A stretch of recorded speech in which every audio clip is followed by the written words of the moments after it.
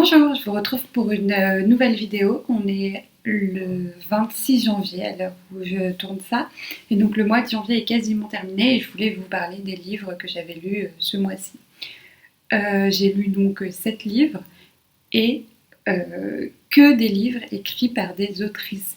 Donc c'est pas quelque chose d'exceptionnel chez moi de lire des livres d'autrices ou en majorité des livres écrits par des autrices.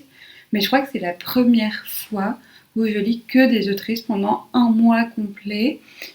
Et du coup, je trouve ça trop cool. En termes de lecture, c'est assez varié. Il y a quand même une bonne part de fiction avec des genres différents, des récits contemporains, de la science-fiction, des récits plus introspectifs, mais aussi de la littérature anglophone, francophone, japonaise. Donc voilà, j'essaye un peu d'ouvrir et pas juste de lire que de la littérature française. Déjà francophone, c'est pas mal. Ou voilà, occidentale.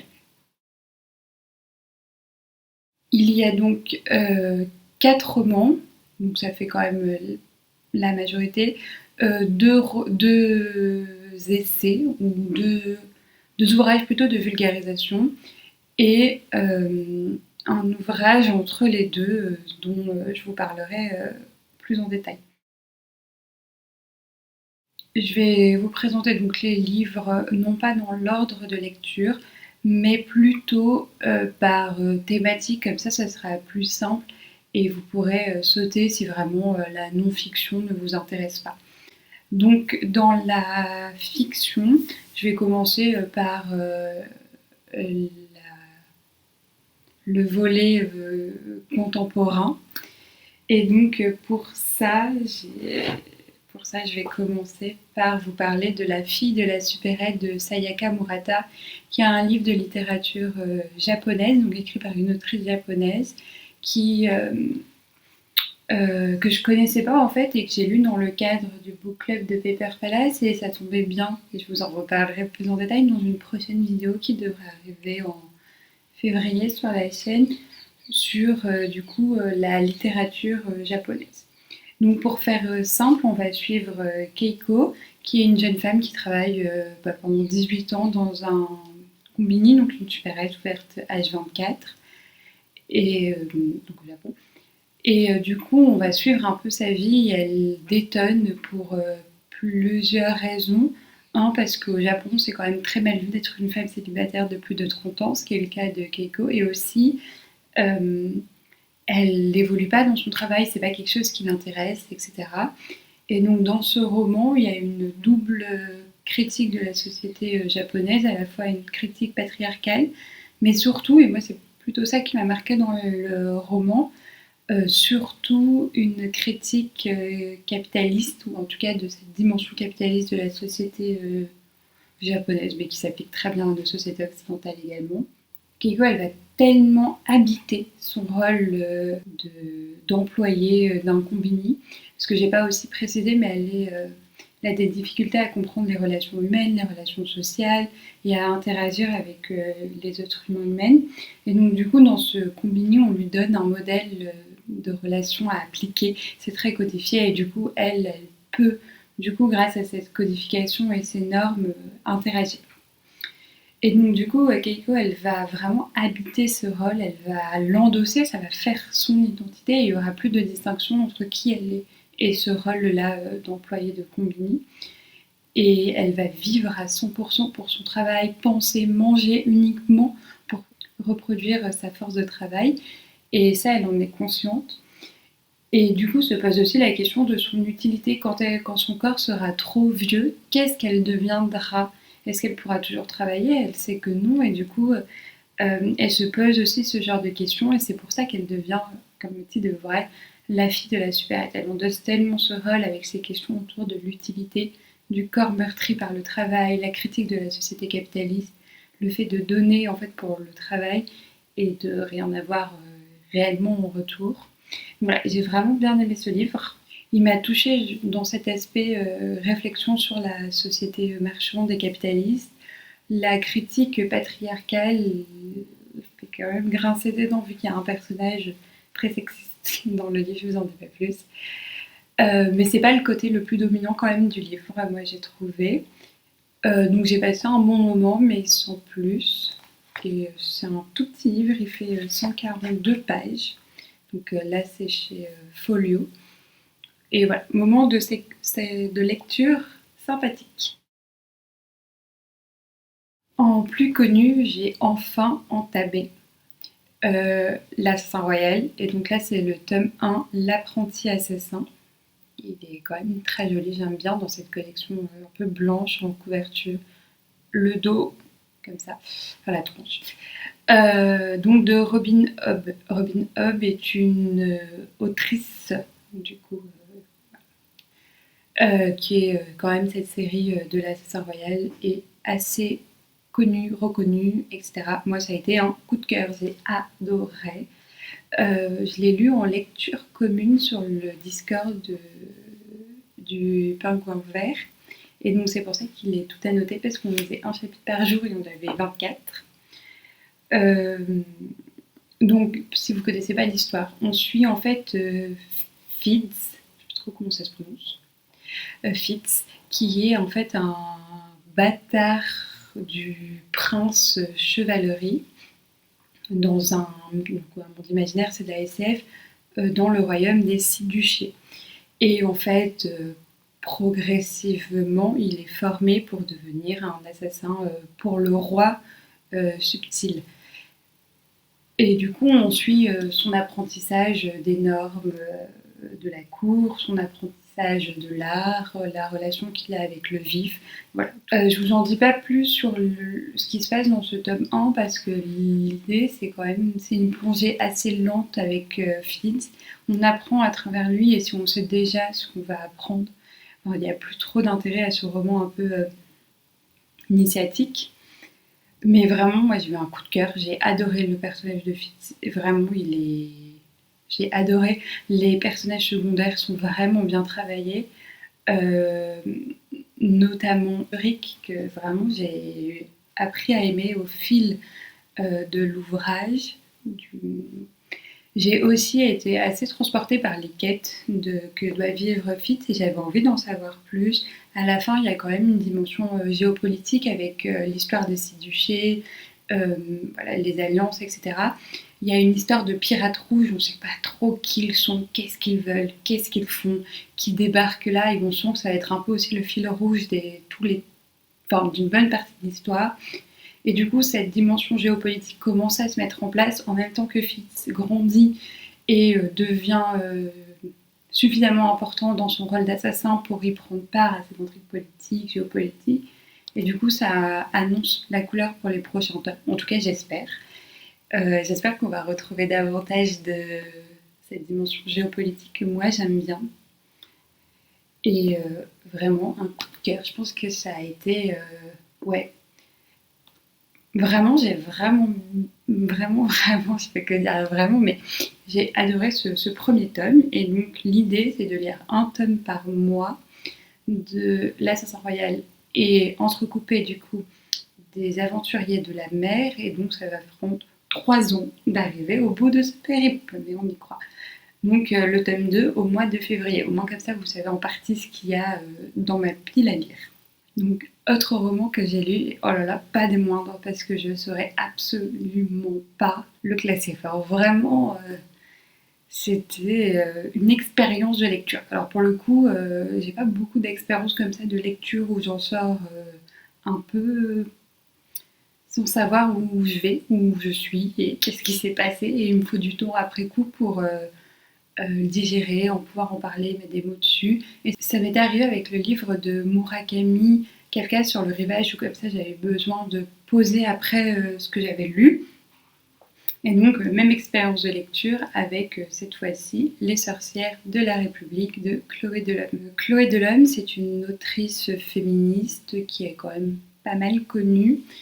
Et elle travaille quand même pas mal cette figure de la sorcière. Je vais vous parler peut-être de l'histoire et après de la manière dont c'est rédigé parce qu'il y a un jeu sur le langage, il y a un jeu sur le texte écrit aussi qui est intéressant. Donc on suit l'histoire d'un procès de Sibylle, qui est aussi un personnage mythologique. Et Sibylle, on apprend que en fait, ça a été une des prophétesses, slash idéologue, slash conseillère euh, du Parti du Cercle. Et le Parti du Cercle, c'est un parti féministe, mais en fait, on ne sait pas trop ce qu'a fait ce parti-là, à part au début, euh, pendant l'implantation de ce parti-là, c'était des thèses féministes, somme toute classiques.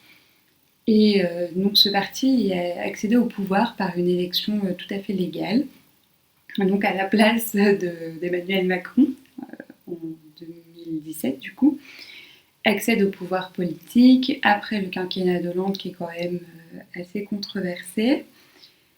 Et de là, elle passe un an au pouvoir et après, il y a un référendum qui est voté pour ou contre l'amnésie collective du coup. Et donc cette amnésie, en fait, il n'y a aucun souvenir de ce qui se passe de cette première année-là de pouvoir jusqu'à la fin du quinquennat. Et donc on est combien d'années après 42 ans plus tard, on va avoir le procès de Sibylle et pour un peu savoir ce qu'il s'est passé et de cette amnésie-là, parce que ça fait un peu une fracture dans la société entre les vieux et les vieilles des générations qui ont connu l'amnésie, ce qu'on appelle le grand blanc dans le livre, et les générations actuelles. Donc ça, c'est l'histoire. Et en fait, je ne vous dis pas la fin, mais je suis quand même très étonnée de la fin. Enfin bon, bref. Si vous voulez pas savoir, avancez, mais en fait, on n'a pas la réponse. Ou alors, j'ai pas compris. On n'a pas la réponse. Mais enfin, pour moi, j'ai compris, on n'a pas la réponse parce qu'en fait, tout le propos de Sibylle et donc de l'autrice, c'est que on s'en fout en fait de savoir pourquoi il y a eu ce référendum. Ce qui est plus important à analyser, c'est que ce que les générations donc, actuelles, donc on est en 2060, pensent être la faute des générations du Grand Blanc. Et en fait, comment formuler ? En fait, c'est ça qui est intéressant à analyser, c'est que c'est pas une fracture à remonter générationnelle, c'est qu'il y a eu des conditions pour que ce grand blanc arrive. Ce qui est moins important, c'est de savoir ce qui s'est passé pendant ce grand blanc que plutôt de comprendre les raisons qui m'ont poussé à voter quand même quelque chose d'aussi extrême, d'aussi fort, d'aussi important, pour pas que ça se reproduise. Je ne sais pas si je suis très très claire. En fait, l'événement conjoncturel, la dernière goutte d'eau qui a fait qu'on a voté le grand blanc, ou les raisons que les gens ont fait qu'ils ont voté oui à ce référendum, n'est pas si important. Ce qui est important, c'est le cheminement qui a poussé à ce que ce référendum soit mis à l'ordre du jour, à l'agenda politique.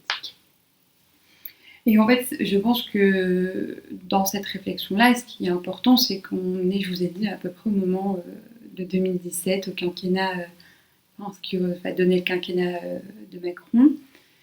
Et du coup, l'idée, c'est de voir quelles sont les causes dans notre société à nous, parce qu'elle ne réinvente pas le passé, qui peuvent pousser à avoir des mouvements comme ça. Donc là, c'est des mouvements extrêmes. Ici, féminisme, mais aussi on peut penser dans notre société à des mouvements d'extrême droite qui pourraient voter des choses aussi farfelues, loufoques, mais en même temps qui font peur, quoi, qui sont graves pour la démocratie, parce qu'on n'a plus aucune trace de données historiques, date de naissance, etc. Enfin, c'est quand même fort. Et donc ça, je trouve ça intéressant de retracer en fait ce fil-là, plutôt que de s'intéresser au mouvement T, à ce qui a pu se passer pendant cette période. Donc ça, c'est pour l'histoire. J'ai laissé quand même quelques petits points de côté, mais c'est une histoire globale.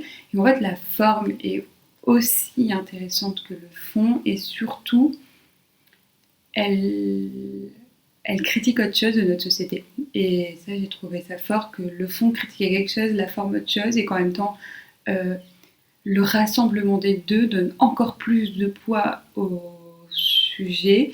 Et en même temps, les deux critiques vont ensemble et c'est juste une manière de voir en termes de hiérarchisation. Je m'explique. Donc on suit le procès de Sibylle et on le suit via les déclarations qu'elle fait au procès, mais aussi via une chaîne d'information en continu type BFM. Et en fait, on suit du coup un chapitre sur deux cette journaliste qui présente l'émission. Et en fait, on voit bien à quel point le spectateur et la spectatrice est complètement abruti face à l'émission de télé qu'il et elle regardent. Par exemple, on leur dit vous avez passé X temps assis, X temps à regarder un programme triste, vous n'avez pas le choix que de regarder un programme drôle maintenant et choisissez votre programme drôle. Si vous ne le respectez pas, vous pouvez avoir une peine, alors je ne sais plus trop ce que c'est la peine, mais style une amende ou même de l'emprisonnement, etc. De la même manière, elle est journaliste pour un procès, c'est quand même un événement extraordinaire ce qui se passe.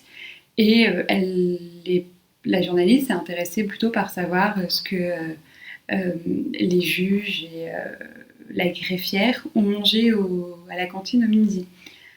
Pareil, en fait, il y a toute une critique ici de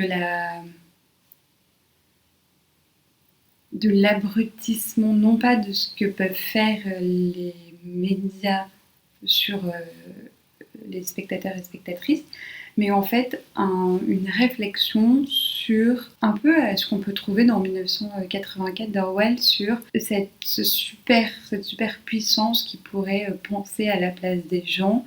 Et donc si on ne pense plus par nous-mêmes et qu'on a délégué ça là aux médias, à quel point ça peut être nocif pour notre démocratie. Et ça, je trouve que c'est ultra bien amené dans le bouquin. Elle dénonce aussi autre chose que j'ai trouvé très intéressante. On sait que dans notre société actuelle, il y a quand même une privatisation et une course à cette privatisation phénoménale. Et elle le développe alors avec quelque chose que pour le moment, en tout cas à ma connaissance, on n'a pas encore. Et c'est la privatisation. Enfin, elle transforme la greffière, il me semble, en influenceuse justice, beauté, consumériste, quoi. En gros, elle porte des chaussures d'une telle marque et du coup, elle a un partenariat avec la marque pour porter ses chaussures au procès, en faire de la pub, etc. Et du coup, ça, c'est accepté. Et surtout, ça va plus loin si c'était juste ça, à la limite. Les preuves, les pièces à conviction sont vendues aux enchères pour financer la justice, mais surtout pour ce côté, en fait, tout est privatisable, tout est monétisable, tout s'achète, y compris des preuves, y compris même un peu le corps de cette Sibylle, bon, qui est née il y a 3000 ans à la limite, etc. Et donc je trouve que en fait, c'est un livre qui est quand même dense dans la lecture parce que le fond est pas facile à saisir. La forme est quand même compliquée. Je vous ai dit, on alterne entre la vie de Sibylle, enfin sa déclaration au tribunal, les petits interludes d'émissions télé présentées par la journaliste, mais il y a aussi des pièces de théâtre avec des déesses grecques, etc. Donc je trouve que ça complexifie un peu le message. Mais il faut prendre, à mon sens, la forme du livre comme faisant autant partie du message que le fond. Et donc c'est en ça que c'est une expérience de lecture assez peut-être déconcertante et particulière, mais au final qui fait son charme. Et j'ai bien aimé, j'ai passé un bon moment. Ça ne sera pas du tout un coup de cœur, ça sera un bon moment, mais du coup ça me donne envie d'aller creuser ce que Chloé Delhomme peut faire d'autre et savoir si c'est quelque chose qu'elle fait souvent, ce jeu aussi sur la forme, sur le langage, sur la manière de dire ou pas, et comment elle le fait aussi différemment. Et dernier livre que j'ai lu, en fait on me l'a prêté, donc je mettrai un encadré quelque part. C'était Les tombeaux d'Atuan de Ursula Le Guin, si j'avais. Et en fait c'est un conte de terre et mer, je sais pas comment terre-mer, pas formuler ça. Je crois que c'est le deuxième. Et pour faire très simple, c'est une petite nouvelle de 140 pages. Pour faire donc assez simple dans le résumé, on suit une jeune fille dont j'ai oublié le nom, qui est prêtresse pour les innommables. Et les innommables, de ce que j'ai compris, c'est un groupe d'entités liées aux enfers, un peu au côté un peu négatif des choses. Et donc cette demoiselle est prêtresse, et c'est en cela elle a un statut très particulier parmi les prêtresses des autres divinités de ce monde-là. Et personne n'a le droit d'aller dans les souterrains c'est pas vraiment un temple, mais c'est l'idée de ces innommables. Et un jour, elle rencontre un sorcier dans les souterrains. Et en fait, s'engage une conversation avec ce sorcier, et elle finit par quitter sa fonction de prêtresse des innommables et partir avec lui, et ça s'arrête là, en fait, dans l'histoire. Et pourquoi pas, hein, sauf que ça fait 136 pages, la nouvelle, et qu'en fait, le tempo, pour moi, il n'est pas crédible, le tempo. En fait, on met un tiers du livre à comprendre qui est cette femme. Cette femme, c'est quand même quasiment une enfant, voire une jeune fille, à suivre sa formation, à comprendre qui sont ces dieux, qui sont les innommables, quel est le système religieux dans ce monde-là. Donc vraiment un gros tiers où il se passe quasiment rien, où on plante un peu le décor. Au bout de ce tiers-là arrive le sorcier. Il se passe, je sais pas, vraiment même pas un tiers du livre où ils jouent au jeu du chat et de la souris tous les deux. Et il y a une conversation, vraiment, où il lui dit « Allez, viens, on part, aide-moi ». Et elle remet en cause tout ce qu'elle a appris jusqu'à là, donc les 16 premières années de sa vie, à peu près, pour partir avec lui. Et du coup, j'ai trouvé ça pas très crédible qu'en une conversation, tout s'effondre comme ça, qu'elle part. Et en fait, ça se fait hyper vite dans le livre. Et on passe la moitié du livre, en fait, à quasiment rien à voir. Il joue au jeu au chat de la souris, il y a sa formation à elle, mais il ne se passe rien. Et après, tout s'accélère, et en un tiers du livre, on a la fameuse discussion. Elle part, elle remet tout en cause, il voyage, il lui dévoile des trucs sur lui qu'il n'a pas le droit a priori de dire dans les autres conversations. En fait, j'ai trouvé que le tempo allait pas, et que du coup ça rendait pas trop crédible l'histoire. Et c'est peut-être parce qu'en fait j'ai lu peut-être pas dans l'ordre, enfin pas dans l'ordre. En fait, c'est la première fois que je lisais Ursula Le Guin, Le Guin, et sur du coup son œuvre Terre-Mère. Et peut-être que c'est parce que j'ai pas lu dans l'ordre, vu que c'est la deuxième nouvelle. Bon, tout ça est un peu confus, mais l'idée c'est ça. J'ai lu la deuxième nouvelle en première entrée dans l'œuvre de Terre-Mère. Et du coup, je suis pas attachée au personnage du sorcier qui paraît qu'on voit dans la première nouvelle. Donc voilà, c'était un peu un flop. Genre, j'ai pas passé un incroyable moment. J'étais là, bon, allez, quand est-ce que ça va s'accélérer un peu le rythme? Et quand ça s'est accéléré, j'étais, mais c'est pas du tout crédible. Donc, un peu un avis mitigé. Mais du coup, j'irai relire des choses d'elle, ça c'est sûr. Je comprends pourquoi les gens l'adorent autant. Et peut-être lire, peut-être pas des nouvelles, mais un roman qu'elle a écrit. Donc je ne sais pas trop par où je vais recommencer, mais c'était un peu une entrée mitigée dans l'œuvre de cette autrice incroyable que je voulais découvrir. Donc là, j'ai lu 2 livres de non-fiction. Le premier, c'était La Lune est un roman de Fatoumata Kébé. Donc le sous-titre, c'est Histoire, mythe et légende. Et j'ai vraiment adoré. C'est assez court, hein. Je l'ai annoté parce que je vous expliquerai plus tard. Mais, donc Fatoumata Kébé, c'est une astrophysicienne française qui travaille sur les débris spatiaux artificiels ou envoyés par... Elle est aussi connue parce qu'en fait, elle a un engagement politique qui est de faire connaître ce domaine-là de recherche, donc l'astrophysique, l'astronomie, etc. Et surtout d'ouvrir ces domaines-là aux filles, aux femmes et aux femmes racialisées aussi. Parce qu'on sait très bien que les femmes sont moins présente dans les écoles d'ingénieurs, de sciences, etc. Et ça se confirme dans l'aérospatiale. Et c'est comme ça que je connaissais Fatoumata Kébé. Et donc j'avais envie de lire quelque chose sur la Lune parce que j'aime beaucoup la Lune, ça m'intrigue. Et en fait, ça m'intrigue et en même temps, j'y connaissais pas grand-chose. Donc voilà, ça c'est chose faite. Ce livre, du coup, est thématique plutôt que disciplinaire ou par discipline.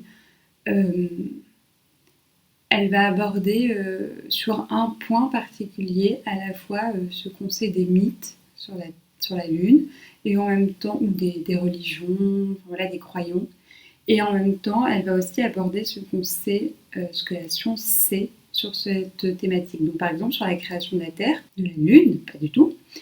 Elle repart du mythe grec de Gaïa qui engendre Séléné, etc. Et après, elle explique les théories précédentes scientifiques de la création de la Lune. Elle explique pourquoi elles sont fausses et remises en question. Et la théorie moderne, actuelle, vérifiée de la création de la Lune. Et en fait, j'ai bien aimé cette idée de mélanger à la fois mythe et science. En ce qui concerne l'astrophysique, qui est présentée dedans, c'est assez abordable. Moi, j'ai pas fait de physique, donc ça reste quand même abordable. Au final, il me restait 3 questions à la fin et j'ai demandé à une collègue de m'expliquer. Mais quand même, j'ai compris les aspects de physique et c'est ça en fait qui m'intéressait peut-être plus que les mythes sur la Lune. En fait, j'avais envie de connaissances scientifiques sur le domaine et ça vulgarise quand même assez bien. Je me dis qu'il faudrait que je le relise, les parties que j'ai annotées à l'intérieur. Par exemple, voilà, j'ai stabiloté les chapitres scientifiques qui m'intéressaient. Je me dis qu'un jour je les relirai vu que c'est assez court. C'est assez thématique hein, de l'influence de la Lune sur les bébés tortues. Comme une étoile, j'avais stabiloté pas mal de choses également. Donc, voilà, je le relirai. Et je voulais vous montrer peut-être le sommaire. Donc il y a 7 grandes parties et en fait l'idée c'est réfléchir à pourquoi la Lune elle est seule autour de la Terre, la naissance de la Lune, les différents visages de la Lune, le cycle lunaire, qu'est-ce que ça fait sur la Terre, etc. Voilà, c'est assez thématique comme ça. Et donc je vous disais à chaque fois, elle allie mythes et sciences, et ça c'était hyper intéressant. Et elle a écrit un autre livre aussi, Fatoumata Kébé, que du coup je pense que je lirai avant d'aller lire quelque chose de plus développé sur la Lune, mais côté voilà, astrophysique un peu plus ardu, si je vais comprendre. Et dernier livre de non-fiction, Femme de la préhistoire de Claudine Cohen. Donc Claudine Cohen, c'est une paléontologue. Donc elle travaille sur la préhistoire et là, elle essaye de synthétiser tout le savoir qu'on sait sur les femmes au pluriel. Et c'est intéressant parce que c'est quand même très divers, la préhistoire en termes d'espace, de période, c'est une longue période historique, etc. Donc sur ces femmes. En fait, on ne sait pas grand-chose pour 2 raisons. Un, parce que les vestiges préhistoriques sont anciens, datés, détruits, etc. Et aussi parce que donc c'est dur d'avoir accès au savoir. Et 2, les personnes qui ont travaillé dans ce champ disciplinaire étaient des hommes et ils arrivaient avec leur biais sexiste, genré et aussi raciste. Et donc du coup, elle vise à expliquer qu'en fait on ne sait pas grand-chose et tout ce qu'on pense savoir, ça reste quand même des stéréotypes dont on n'a pas de preuves scientifiques de leur existence. Donc en gros, elle montre que cette division du travail genré qui apparaît vers la fin de la préhistoire apparaît avec la sédentarisation. Et c'est aussi à partir de ce moment-là que les sciences sociales au sens large datent les premières inégalités de classe aussi. Donc la sédentarisation. Avant ça, il y avait peu quand même de différence homme-femme.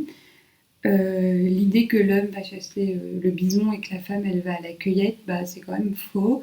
Les femmes elles rapportent 2 tiers des apports en protéines du groupe, notamment parce que si elles ne vont pas chasser le bison toutes, elles vont poser des pièges, tuer des proies un peu plus petites en termes de taille, mais qui sont plus nombreuses et qui apportent jusqu'à 2/3 des protéines animales au groupe, ce qui n'est pas du tout négligeable. Donc voilà, elle revient sur ça.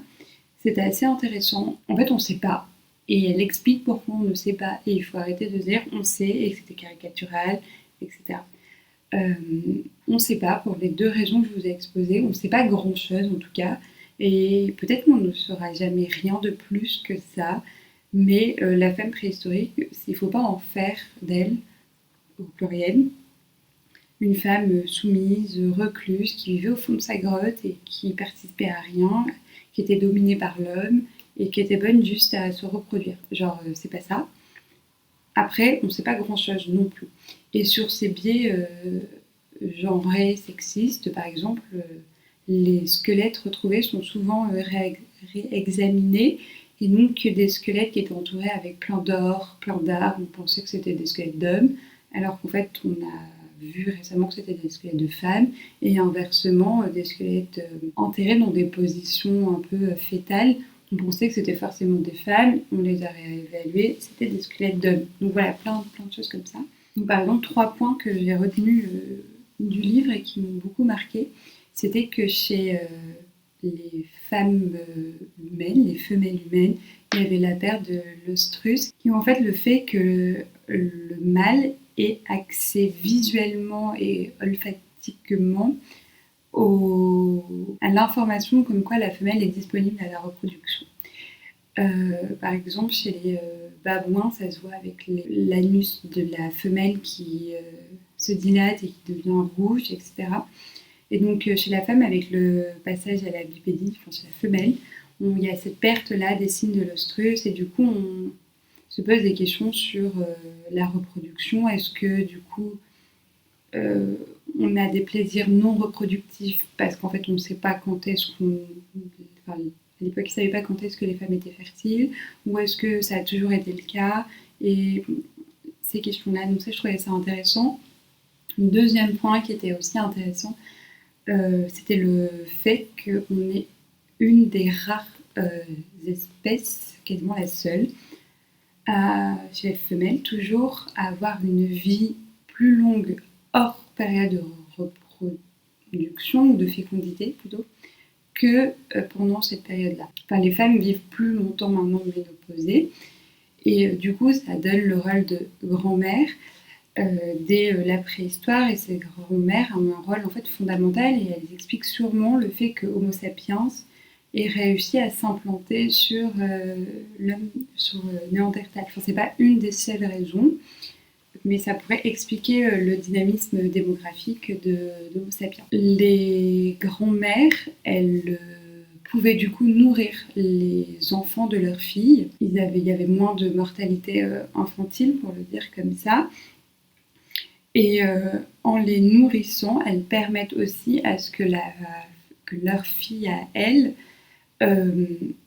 puisse arrêter d'allaiter plus tôt, et donc avoir des naissances plus rapprochées et du coup plus nombreuses, qui participent au dynamisme démographique.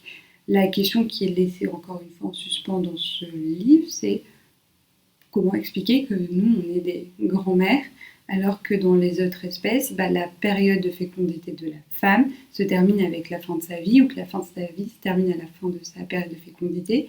Comment expliquer qu'on les ait laissées vivre, que le groupe les ait nourries, etc., avant qu'elles aient ce rôle social?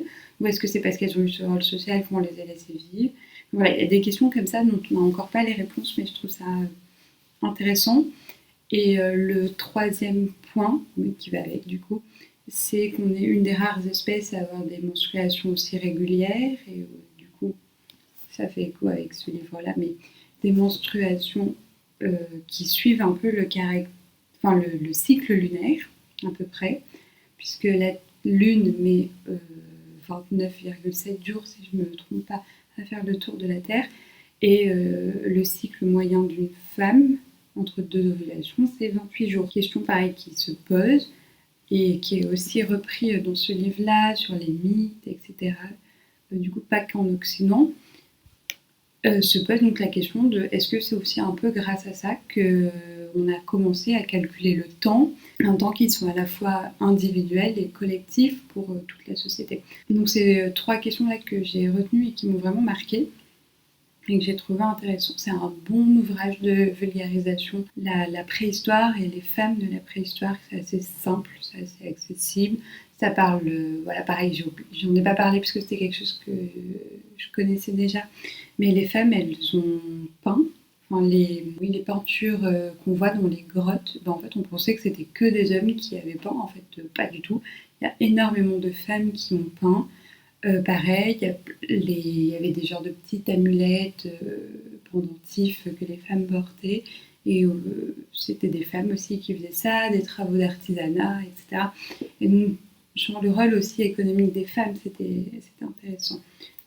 Et en fait, il n'est pas si gros qu'il le laisse penser, parce que quand vous enlevez toutes les notes et la bibliographie, il ne fait plus que 230 pages. Donc voilà, c'est assez court à lire. C'est de la fiction, mais en même temps, c'est réel, basé sur des faits réels, donc de l'autofiction, un petit peu récit biographique. Enfin, on flirte entre les deux.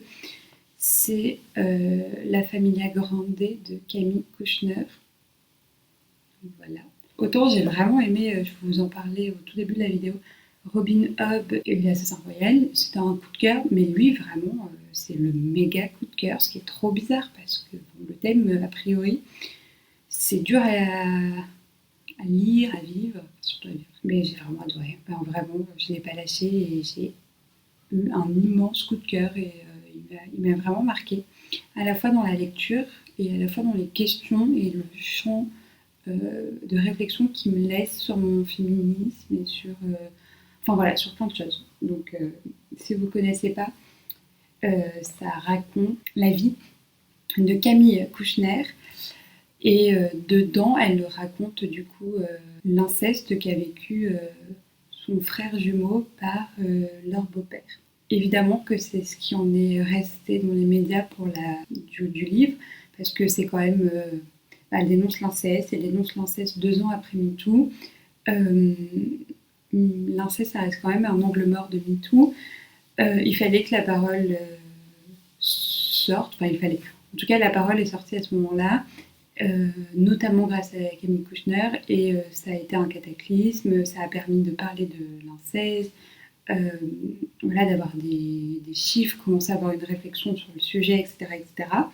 D'ailleurs, je vous remets en barre d'infos la vidéo dans laquelle je parle du livre dirigé par Iris Bray et Juliette Drouard sur l'inceste, et du coup d'un point de vue sociologique et scientifique, si vous voulez en apprendre plus sur ce sujet. Donc ça, c'est ce que je m'attendais moi à lire. Et en fait, il y a d'autres questions qui sont pas annexes, mais qui sont aussi importantes et qui viennent nous donner des clés de lecture et de compréhension de cet inceste. Et c'est ça qui m'a marquée en fait.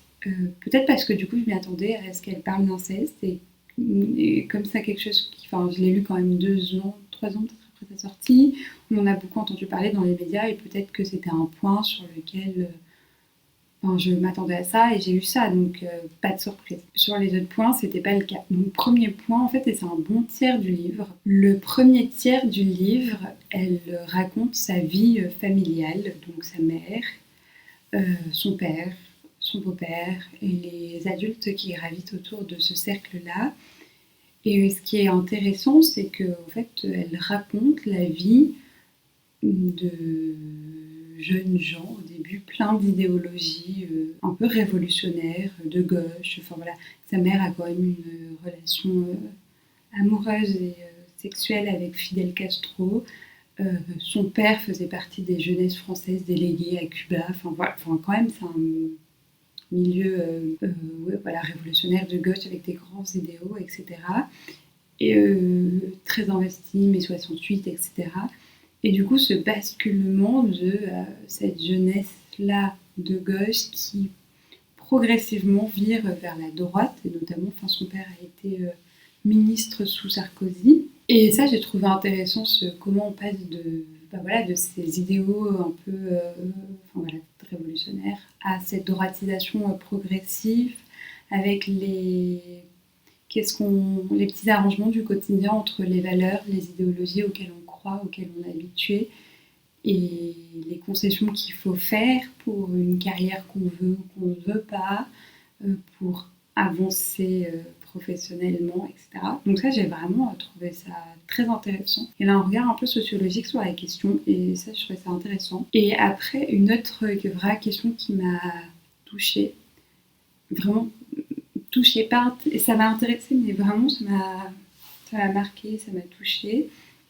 Donc ça arrive après l'épisode d'inceste, c'est qu'elle n'est pas incestée, elle n'est pas donc traditionnellement une victime, mais son beau-père en fait un peu, en fait la complice de ses actes pour des raisons qu'elle développe dans le livre. Et du coup, comme elle n'est pas la victime principale ou la victime la plus évidente, on va peut-être le formuler comme ça, et que son frère ne veut pas en parler pendant un très très long moment, elle juge pendant très longtemps qu'elle n'est donc pas la victime et qu'elle ne peut pas parler. Et que ça serait comme si elle trahissait la pensée, c'est comme si elle trahissait la confiance de son frère qui lui a demandé de ne pas le faire.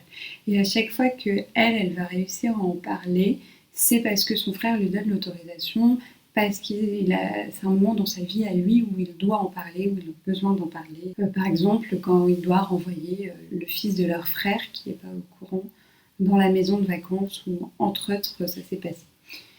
Donc voilà, c'est assez ponctuel, ils en parlent à une personne, etc. Et en fait, elle va prendre beaucoup de temps dans sa vie, quasiment une quinzaine, une vingtaine d'années, et donc du coup dans le livre, pour se défaire de cette considération et comprendre que oui, elle n'a pas été incestée, mais que comme son frère, elle a été victime de la domination d'un beau-père abusif, qu'elle a été victime de cette relation, que si elle est victime, elle a le droit aussi d'en parler quand elle a décidé d'en parler, que c'est pas forcément trahir son frère, qui sont victimes différemment, et que leur processus de reconstruction ou leur processus pour comprendre ce qui s'est passé ne passe pas forcément par les mêmes chemins, et que c'est ok et que c'est pas grave. Et du coup, je trouve ça intéressant, ces questionnements autour de qu'est-ce que c'est qu'être victime, qu'est-ce que c'est qu'être une bonne victime, parce qu'il y a aussi ça derrière. Qu'est-ce que c'est, et qu'elle démonte, hein, parce qu'il n'y a pas de bonne victime, loin de là. Qu'est-ce que c'est que parler, est-ce qu'on doit parler, comment on doit parler, avec qui, etc. Et ça, j'ai vraiment trouvé ça fondamental comme question, parce qu'on est dans une période où voilà, on entend qu'un enfant sur 10 est victime d'inceste, et donc ça veut dire qu'il y a des gens autour de ces personnes qui sont au courant, et qu'est-ce qu'ils font, pourquoi ils n'en parlent pas. Elle nous dit aussi pourquoi les proches de son beau-père qui était au courant n'en parlent pas, elle explique assez bien pourquoi elle n'en parle pas, et ça, j'ai trouvé ça vraiment très très bien fait. Et comme je vous disais, c'est vraiment un livre qui m'a intéressée, touchée, marquée, et qui clôture mon mois de lecture de janvier sur une note incroyable, un gros coup de cœur. Donc, parfait. Et je vous remercie d'avoir regardé cette vidéo jusqu'au bout. J'espère que vous aussi, vous avez eu un mois de lecture de janvier aussi incroyable et enrichissant que le mien. Et je serais curieuse de lire dans vos commentaires ce que vous avez lu, quels étaient vos coups de cœur, ou à l'inverse vos déceptions, et si vous avez lu des livres que j'ai lus, et voilà, échanger avec vous autour de ces questions-là.